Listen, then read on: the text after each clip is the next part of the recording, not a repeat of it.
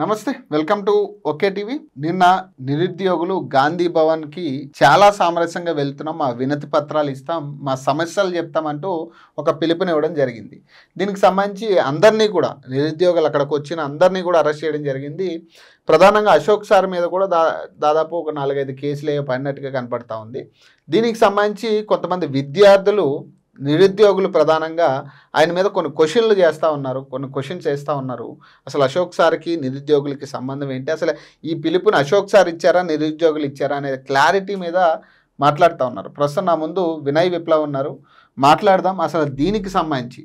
అసలు నిరుద్యోగులు ఏమనుకుంటున్నారు, అలాగే అసలు ఏం జరుగుతుంది రాష్ట్రంలో నిరుద్యోగుల దగ్గర నుంచి ఏం మాట్లాడదాం. నమస్తే. నమస్తే అన్న. చూసినా నిన్న మొత్తం ఏమనిపిస్తుంది అంటే అశోక్ సార్ లాంటి వాళ్ళు వచ్చి కొట్లాడుతున్నారు మీ తరపున, ఏంటి పరిస్థితి, ఏం చెప్తారు? అశోక్ సార్ కొట్లాడుతుంది నిరుద్యోగుల కోసం అంటే మంచి విషయమే, కానీ నిరంతరప్రాయంగా జరుగుతుంటే అది ఓకే, బెటర్ అనిపిస్తుంది. కొద్ది రోజులు ఆగి, కొద్ది రోజులు ఏదో హంగామా చేసి, ఒక్కరోజు ముందు పిలిపించి నిరుద్యోగుల కోసం నేను ఉన్నా అని, నేను నాయకుడు అని చెప్పడం ఇది మాత్రం సమంజసం కాదు. మీ మీడియా ద్వారా నేను అశోక్ సార్ తెలియజేస్తున్నా. ఎందుకంటే టీజీపీఎస్సీ ముట్టడి చేసినప్పటి నుంచి మొదలుకుంటే ఇప్పటి వరకు మీరు చూడండి, విద్యార్థి రాజకీయ పార్టీ కొట్లాడుతుంది, మేము కొట్లాడుతున్నాం, నిజమైన నిరుద్యోగుల కోసం మేము ఫైట్ చేస్తున్నాం. మరి మధ్యలో ఎక్కడ వెళ్ళారు సార్ ఆ రోజు? చూసుకుంటే మీరు చూసిరు కదా చాలా రోజుల నుంచి. మరి ఈ రోజు ఎందుకు వచ్చిండు? ఒకటే రోజు ముందు పిలిపిస్తున్నా. ఈయన నిజంగా నిరుద్యోగుల కోసం కొట్లాడుతున్నటువంటి లీడరా? ఈయన నిరుద్యోగుల లీడర్ అని ఏ విధంగా చెప్తాడు? ఈయనకినా ప్రకటించుకుంటే అయిపోతుందా? ఉస్మానియా వేదిక మీకోసం ఆమరణ నిరాహార దీక్ష చేసిండు కదా ఆయన. అవును చేసిండు, దానివల్ల ఏం ఫైదా అయింది? దానివల్ల ఏం యూజ్ జరిగింది? నిరుద్యోగుల కోసం దీక్ష చేసినప్పుడు ఏం యూజ్ జరిగింది? రేవంత్ రెడ్డి గారు ఆయన ఒక సెంటర్ అకాడమీ నడుపుకుంటాడు, దానికి పోస్ట్ పోన్ చేసుకుంటే ఇంకా ఈ ఎస్సీ ఎస్టీ బీసీ పిల్లలు వస్తే ఆయనకు పైసలు సంపాదించుకోవచ్చని నిరాహార దీక్ష చేస్తున్నాను అన్నాడు. ఎవరు? రేవంత్ రెడ్డి గారు అన్నాడు ఒక సభలో, మహబూబ్నగర్ సభలో. అశోక్ సార్ గురించి. మరి అప్పుడు ఎక్కడ పోయింది? అప్పుడు ఎందుకు ఖండించలేదు? రాష్ట్ర ప్రభుత్వం సీఎం ముఖ్యమంత్రి మీద ఎందుకు ఈయన మాటలు ఖండించకుండా మాట్లాడాడు? అంటే అశోక్ సార్కి నిరుద్యోగులకి సంబంధమే లేదా? ఉంది, ఒక ఆడికి, నేను కాదనట్లే, ఉంది, ఫైటింగ్ అని ఒక ఆడుకున్నారు. కానీ మొత్తానికి ఈయననే లీడర్ అంటే మాత్రం ఇది మేము యాక్సెప్ట్ చేయం, మేము దీన్ని ఒప్పుకోం. ఎందుకంటే ఆయన నిజంగా నిజాయితీగా కొట్లాడుతున్నంటే నిజాయితీ కొట్లాడతలేడా మాకు అనిపిస్తుంది. మాకు కాదు, మాతో పాటు ఉన్నటువంటి నిజాయితీగా కొట్లాడట్లేదు. ఎందుకు? ఇప్పుడు మొన్న ప్రోగ్రామ్ అని చెప్పేసి మొన్న అనౌన్స్ చేసింది తప్ప ఒక్కరోజు ఏదైనా ప్రోగ్రామ్ అవుతుందా? ఒక్కరోజులో ఎక్కడైనా ప్రోగ్రామ్ అవుతుందా? ఇప్పుడు ఏదైనా చిన్న చేయాలనే ఒక 3-4 days ఉంటుంది. ఒక రోజులో వేసి కొంతమంది వేసుకొని అలవాటు చేసిన మాత్రం అది నిరుద్యోగుల ధరణ ఎట్లయితుంది?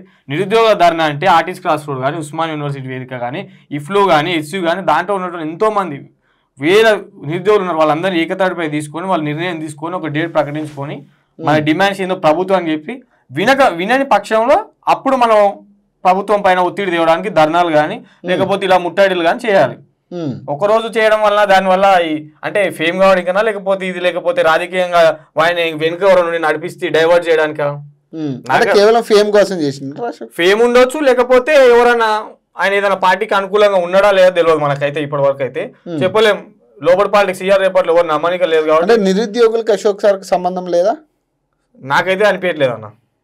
ఎందుకంటే నిరుద్యోగుల గురించి అయితే ఇప్పుడు డిఎస్సి వాయిదా పడ్డప్పుడు సార్ ఎక్కడ పోయింది? మరి సెక్రటరీ ముట్టడి చేసినప్పుడు మరి సార్ ఎక్కడ పోయి? నాకైతే కనిపించలేదు. మీకు కనిపిస్తే మరి ఎప్పుడు? నాకైతే తెలియదు. నాకైతే ఇక్కడ కనిపించలేదు ఏ వీడియోలో.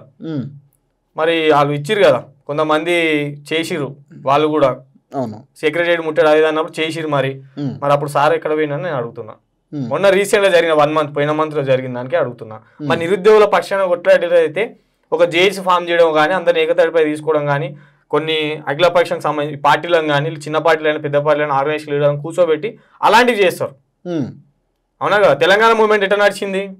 తెలంగాణ మూవ్మెంట్ అనేది ఒక జేఏసీ ఫామ్ అయిపోయి అన్ని కుల సంఘాలు, అన్ని రిలీజియన్ కానీ కేటగిరీ వైజ్ ఉన్న అన్ని ఒక వేదిక పైన కూర్చొని తెలంగాణ రాష్ట్రం సాధించుకున్నాం. నిరుద్యోగులు నిలబడి ఈరోజు ఉస్మానియా వేదికగా. మరి ఇప్పుడు ఏ వేదిక ఉంది? అశోక్ సార్ చేయడానికి ఏ వేదిక ఉంది ఈరోజు? ఈరోజు వచ్చేసి ఎవ్వరు పడితే వాళ్ళు వచ్చేసి నిరుద్యోగుల కోసం మేము కొట్లాడుతున్నాం ఏం చేస్తున్నాం అంటే ఇట్లా జనాలను ఎక్కడ డైవర్ట్ చేస్తున్నారు? నిజంగా కొట్లాడే వాళ్ళకి న్యాయం జరుగుతుందా? ఇప్పుడు మీరైతే మొన్న చూసిరు కదా రీసెంట్ గా అయితే, మీరు గత 2 years నుంచి నన్ను చూస్తూనే ఉన్నారు. బిఫోర్ నేను ఎలక్షన్ లో పోటీ చేయనప్పటి నుంచి మీరు చూస్తూనే ఉన్నారు కదా. టీజీపీఎస్ ముట్టడిలో ఎవరు దెబ్బలు తిన్నారు, ఎవరికి గాయాలైనా, ఎవరు పోలీస్ స్టేషన్ పోయారు? మీరైతే లైవ్ లోనే ఉన్నారు ఆ రోజు అయితే టీజీపీఎస్ ముట్టడి చేసినప్పుడు. మరి అక్కడ ఆ రోజు ఎక్కడ పోయిన సార్ ఎక్కడ పోయారు? కొంతమంది ఆ రోజు కండవలు లేకపోయినా కానీ కొన్ని పార్టీలకు సంబంధించినటువంటి కోవట్లు ఉన్నారు, వాళ్ళు ఎక్కడ పోయారు కొంతమంది. అంటే పార్టీలకు సంబంధించి కోవట్లుగా వ్యవహరిస్తున్నారు అంటారు ఇప్పుడు. మరి అవును, నిజంగా అదే జరుగుతుంది. ఈ రోజు అయితే నేను బరాబర్ ఎత్తున్నా మీడియా ద్వారా చాలా మంది కోవట్లే కొట్లాడుతారు. వాళ్ళేదో ఈరోజు మేము లాభం అవ్వడానికో ఫేమ్ అవ్వడానికో మాకేదో రాజకీయ లబ్ధి కోసం తప్ప నిజంగా నిజాయితీగా కొట్లాడేటువంటి వాళ్ళు లేరు. కొద్ది మంది మాత్రం ఉన్నారు, నేను అందరూ అనట్లేదు. కొద్ది మంది అయితే వాసం కాడికి మాకు అన్యాయం జరుగుతుందని చెప్పి ఓయూలో కానీ కొన్ని దగ్గర కొట్లాడుతున్నారు. కానీ వాళ్ళకి రావాల్సిన క్రెడిట్ వాళ్ళు చేసినప్పుడు రాంది, వీళ్ళు వచ్చేసి వీళ్ళు అక్కడ నిలబడేసరికి ఫోటోలు వీడియోలు హంగామా చేసేసి ఇంతమంది మేము పిలిచి వచ్చారని చెప్పి హడావుడి చేస్తారు. దీనివల్ల నిజంగా చెప్తున్నారు, నిజంగా కొట్లాడేటానికి మాత్రం పేరు దక్కట్లేదు, న్యాయం జరగట్లేదు. ఎందుకంటే ఇప్పుడున్న ప్రభుత్వంలో నిజం చెప్పాలి అంటే నిరుద్యోగికి న్యాయం జరిగిందా అన్యాయం జరిగిందా? అన్యాయమే జరిగింది. ఏ రకంగా ఏంది? ఇంతకుముందు వేసిన గత ప్రభుత్వం 33,000 జాబులు తప్ప కొత్తగా వేసినవి ఎన్ని ఉన్నాయి? 1,07,000 వచ్చినాయి. శ్వేతపత్రం రిలీజ్ అని చెప్పేసి మాట్లాడినాం కదా. 60,000 ఉద్యోగాలు వేసినామని వాళ్ళు ఓపెన్ గానే చెప్తా ఉన్నాడు. ఇప్పుడు కాల్ లెటర్ ఇస్తారు కదా, జాబ్ లెటర్ ఇస్తారు కదా, ఆ లిస్ట్ ఇవ్వండి ఎక్కడెక్కడ ఎవరెవరికి వచ్చిందో మాకు కూడా తెలుస్తుంది కదా. మీడియా వేదికగా ఇప్పుడు ఉన్నది మీకే ఉన్నాయి చాలా ఛానల్స్ అని, పెద్ద పెద్ద ఛానల్స్ మీ గురించే డబ్బా కొడతాయి. ఆ ఛానల్స్ లో రిలీజ్ చేయండి శ్వేతపత్రం, ఎక్కడెక్కడ జాబ్స్ వచ్చినాయి, ఏ జిల్లాలో ఎన్ని వచ్చినాయి, ఎంతమంది పోస్టింగ్లు ఉన్నారు, ఇంకెంతమంది వచ్చేటోళ్ళు ఉన్నారు అని రిలీజ్ చేయమని శ్వేతపత్రం. అప్పుడు నమ్మతో మేమే నిజంగా 60,000 ఉద్యోగాలు ఇచ్చిర్రు, లేకపోతే 1,00,000 కూడా ఇచ్చారని చెప్పేసాం. బట్టి విక్రమార్క గారే మొన్న ఒక ఛానల్లో చెప్పారు, నిన్న కాక మొన్న మేము వేసినాం అంటున్నా, ఎన్ని వేసినా చెప్తలేడు.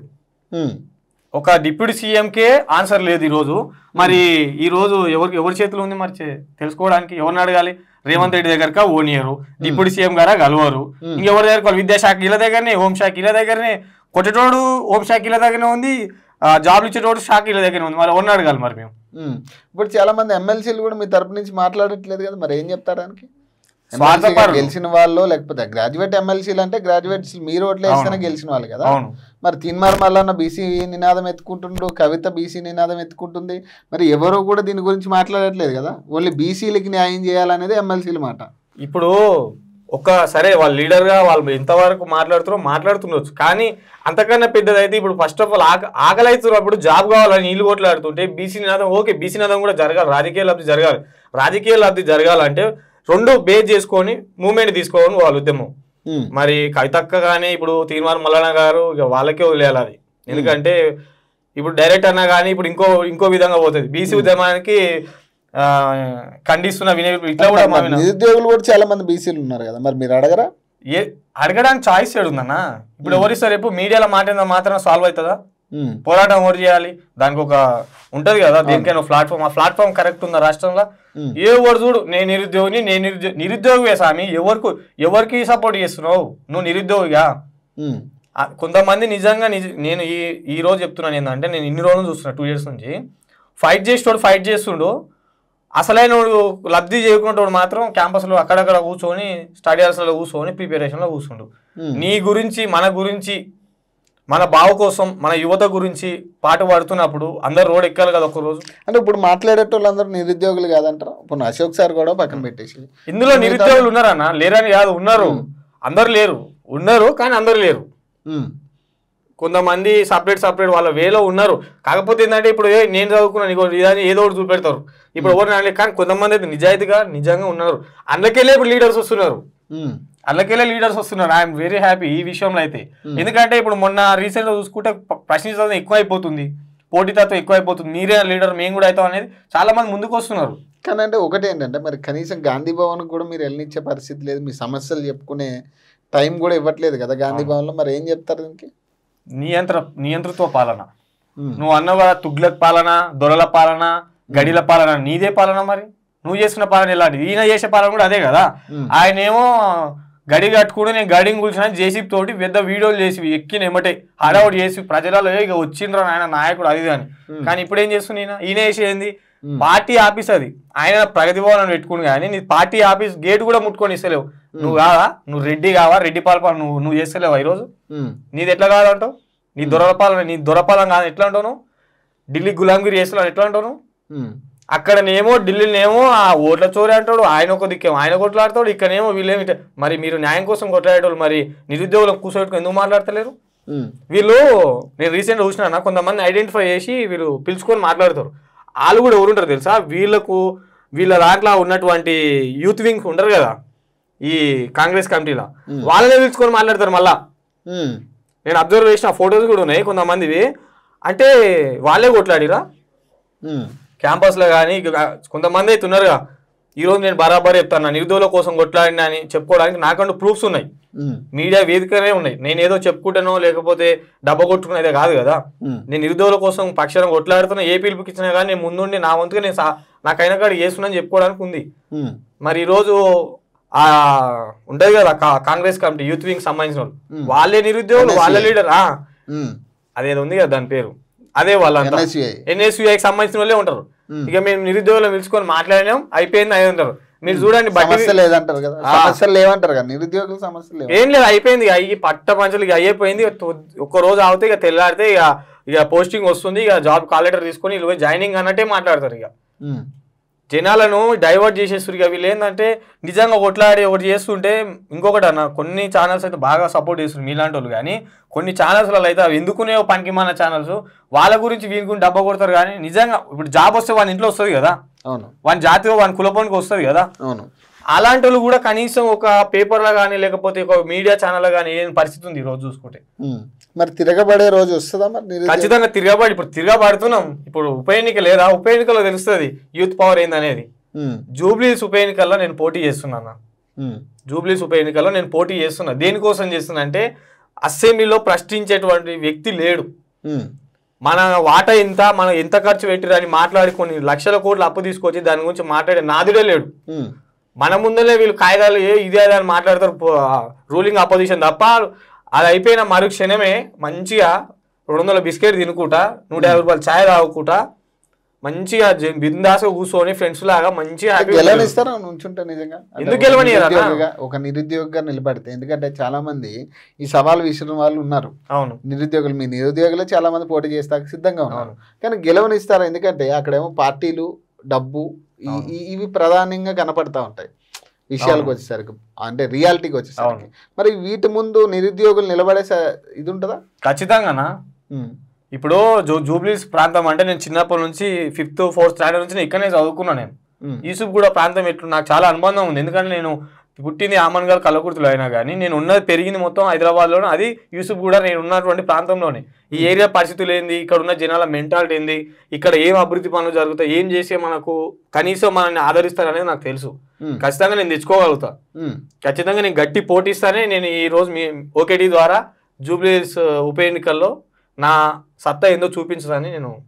కానీ ఒకటి ఏంటంటే వీళ్ళు ఏమంటున్నారు, 1,60,000 ఉద్యోగాలే ఉన్నాయి, ఎంత కొట్టుకున్నా కూడా మేము 1,00,000 ఉద్యోగాల మించి ఇవ్వలేము, 2 లక్షల ఉద్యోగాలు ఎప్పుడు ఇస్తాం మేము ఇవ్వలేము అనేది మొన్న ఈ మధ్యన చెప్తా ఉన్నారు కదా కాంగ్రెస్ నాయకులు.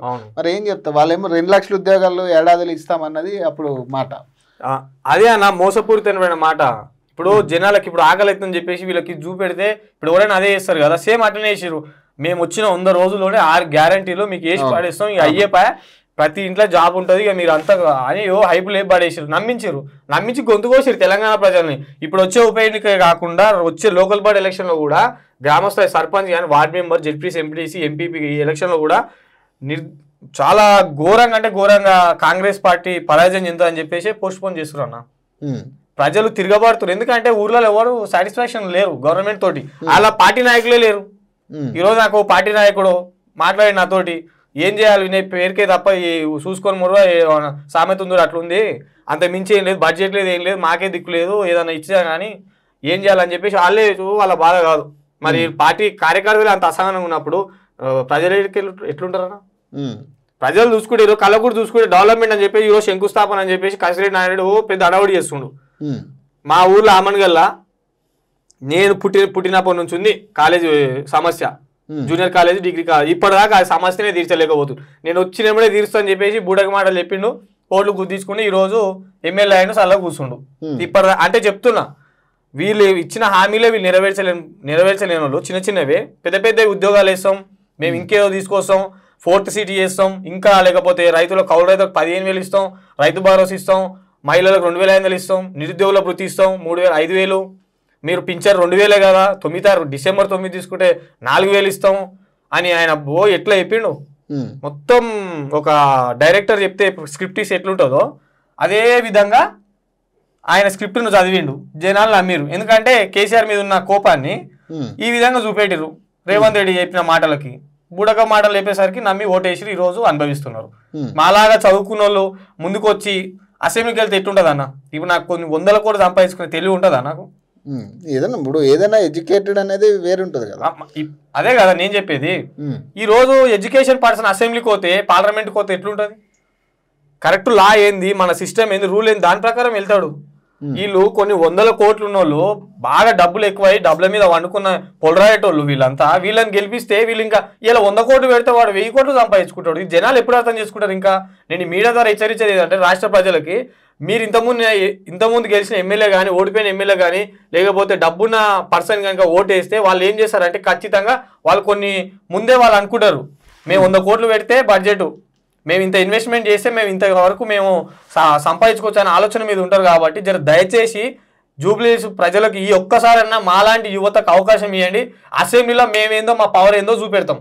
రాష్ట్ర ప్రభుత్వాన్ని చుక్కలు కాదు కదా 7 చేర్లు అంటారు కదా, తెలంగాణలో ఉన్న ప్రతి ఒక్క నీటి గుంట చెరువు ఆపిస్తామని నేను ఈ మీడియా ద్వారా తెలియజేస్తున్నాను. ఏం చెప్తా ఫైనల్ నిరుద్యోగుల తరపు నుంచి మరి నువ్వేం చెప్పదలుచు? నేను నిరుద్యోగులకు చెప్పేది ఒక్కటే ఏంటంటే, నేను నిరుద్యోగులు నిజంగా నిజాయితీగా కొట్లాడేటువంటి నాయకులకు సపోర్ట్ చేయండి, కానీ వాళ్ళు బ్యాక్గ్రౌండ్లో ఎవరికో పార్టీకి సపోర్ట్ చేసి కోవర్ట్గా పనిచేసే వాళ్ళకి మాత్రం సపోర్ట్ చేయొద్దు. ఎందుకంటే దీనివల్ల మనం చదువుకున్నా కానీ మనం దద్దమ్మ లేక మోసపోతే ఇక మనం చదువుకున్న చదువుకు విలువేముందన్నా? ఉన్నదా ఏమన్నా? లేదు కదా. డిగ్రీ పీజీలు చేసి, బీడీలు చేసి, ఎంకామ్లు ఎంఎస్సీలు చేసి, మనం ఇంకా పోస్ట్ గ్రాడ్యుయేట్లు అంతా అయ్యి లా చేసి మనం ఇంకా గుడ్డిగా వీడు చెప్పింది వాడు చెప్పింది నమ్మితే రియాలిటీలోకి రాకపోతే ఎవరు మోసపోతారు? ఇక్కడ మనమే మోసపోతాం. మనం అలా మోసపోకుండా ముందుకు నడవాలంటే ఖచ్చితంగా యువత పాలిటిక్స్లో ఉండాలి. ఈరోజు బల్మూరు వెంకటన్న నేను ఉన్నా అని చెప్పేసి అప్పుడు మాట్లాడిండు, మొన్న అద్దెంగా దగ్గర పెట్టిండు. ఆడ నిజాయితీగా మాట్లాడే ఒక పర్సన్ నుంచి మైక్ గుంజుకుంటారు, ఆడ బెదిరిస్తున్నారు. ఇదేనా ప్రజాపాలన? ప్రజాపాలన అనేది బోర్డు అనేది తెలంగాణ రాష్ట్రానికి పెట్టుకున్న బోర్డే.